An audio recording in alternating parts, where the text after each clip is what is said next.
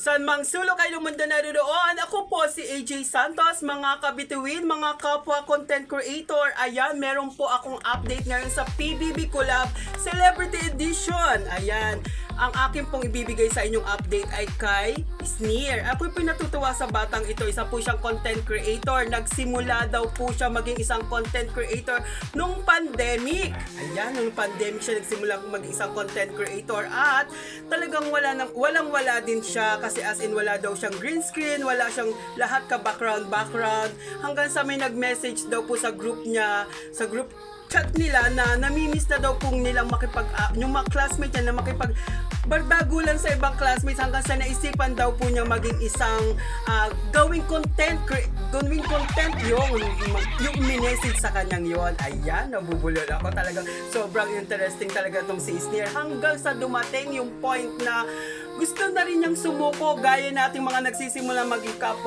mga content creator, mga kapwa content creator na yung iba dyan ay gusto na sumuko. Wag po kayong susuko.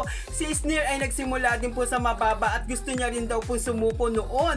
Pero may nag-message po sa kanya at may nakakita po sa kanyang video, sa random video na nakakapagpasaya siya. So ayun, naging motivation po kay Sneer yun hanggang sa pinagpatuloy niya po yun na sa kaunting pagpapasaya ay meron pala, sa kaunting pagpapatawa ay meron siyang nababagong buhay. Ayan po ang sabi ni Sneer sa PBB Collab Celebrity Edition na kwento po niya kay Kuya.